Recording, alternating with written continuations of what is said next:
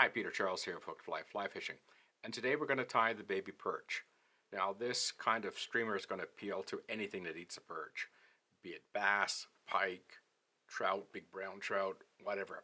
In our local river, it's a tailwater, and during high water conditions, baby perch get washed out of the lake into the lower river, and the big browns just feast on them. So you throw something out there with perch coloring, they're going to whack it. So if you fish waters that have yellow perch in them, try this pattern. It's going to work for you. Anyway, let's get started and look at the materials. The hook I'm using today is a salmon single. It's a size 1. If all you had is a regular streamer hook like this one, that'll be fine too. But I prefer the salmon single because of the alpine hook. I feel it rides better. Our thread today is an olive 6/0. Our tail and hackle is orange schlappen. You could use orange saddle hackle as well. Our rib is a uni-mylar and pearl. Our body is white yarn. This is knitting yarn, so you can get it from any knitting store.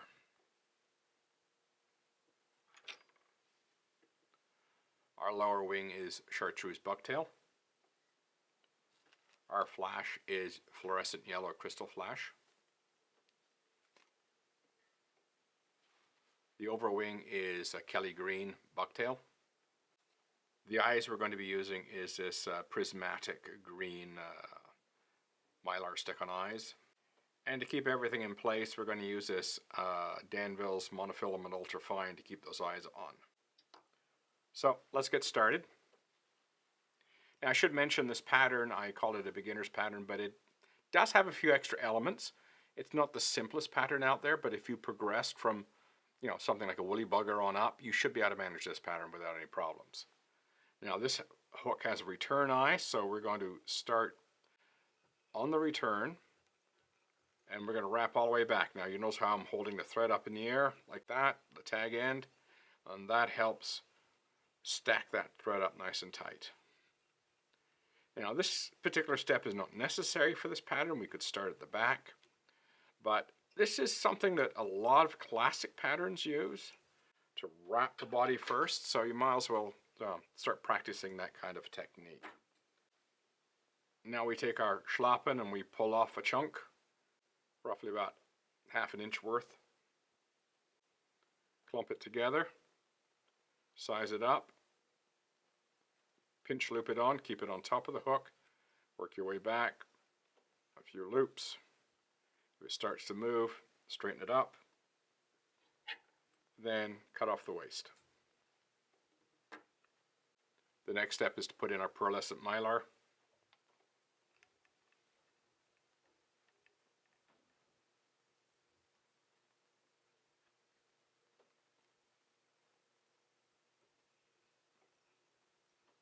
Drop it underneath. And now we're going to put in our white yarn.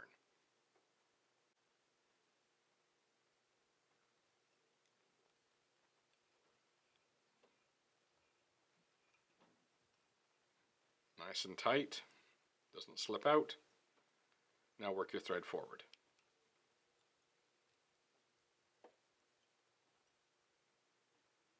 I'm just going to put in a half hitch here, and I'm going to use my rotary vise for the next step.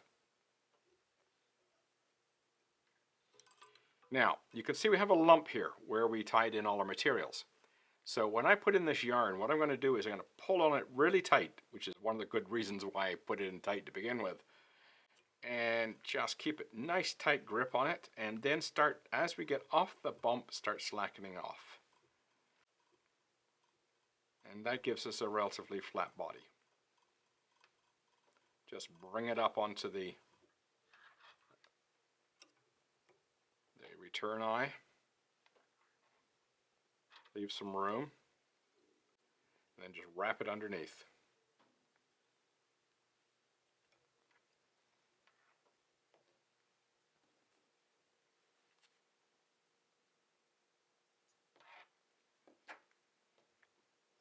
Turn it upside down, just keep it underneath, wrap it in, clean it up so it doesn't come off.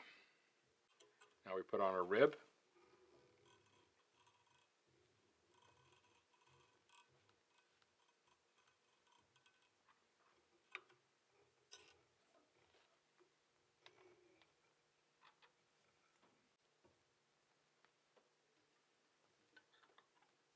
Trim off. Now I'm going to take a moment to clean this all up. There we go. Make sure everything's straight. Good, good. Now we get into putting on our hackle, and I've prepared the feather by taking off most of it. I'm leaving roughly an inch of material left, and I've got that little triangle at the end for a tying in point.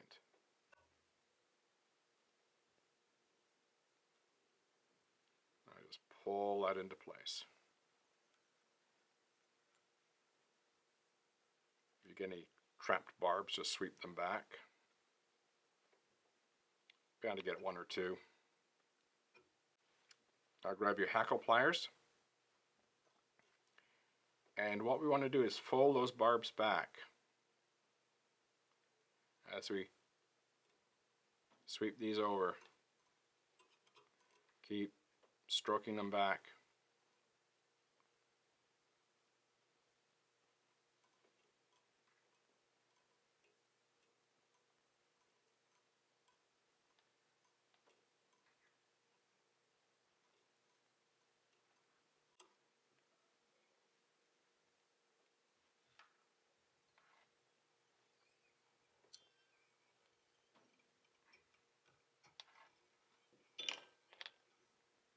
There we go, our hackle is in place.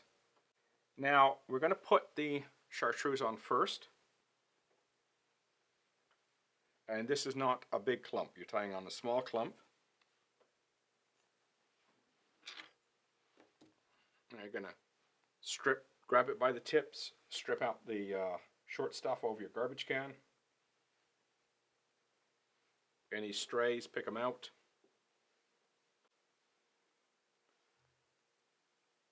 Size it up. I usually find a spot in my vise that I use as a gauge where I want to place the wing.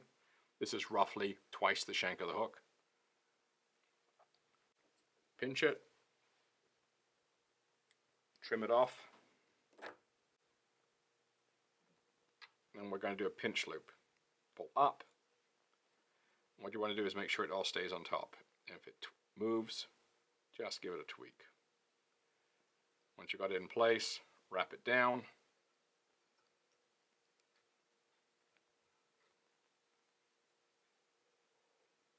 Okay, now we're going to put in our crystal flash, and we're going to use just 3 strands. Fold it back and wrap.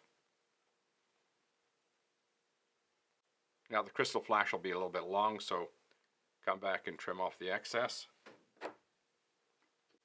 Now we get to our Kelly green bucktail. Again, the same as with the chartreuse. Get rid of the short stuff, get rid of any strays. Size it, trim it, position it on top, and then just wrap it over and just make sure it's on top and hasn't moved. And then wrap down. At this point we're going to finish off the head.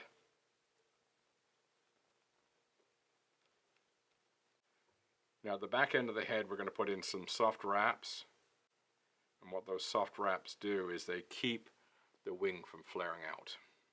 They keep everything laying down.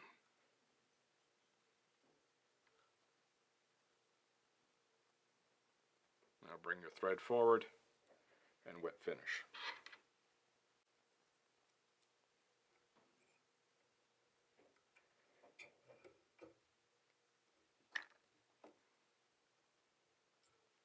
Now we're going to use our bodkin, and we're going to pick off an eye and put our mylar eyes on the fly. Just use the bodkin to place them in position.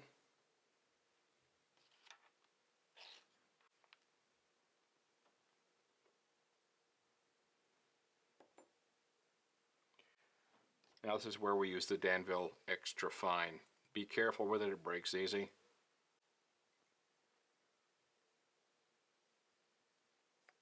We're going to use this to keep the eyes from moving around when we put the head cement on.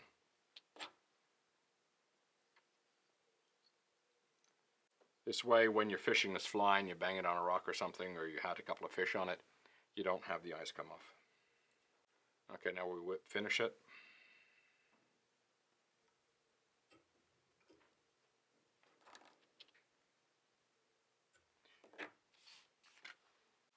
Now we're going to put on some head cement. I'm going to use UV glue.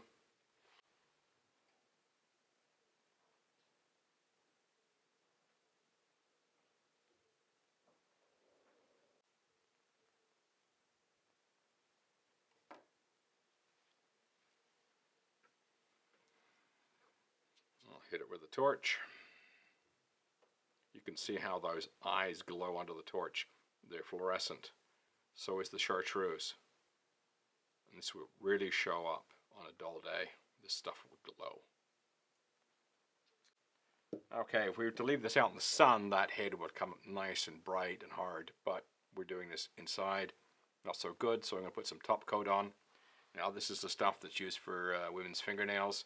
It's designed to go over glue, so make sure you're buying top coat and not fingernail polish.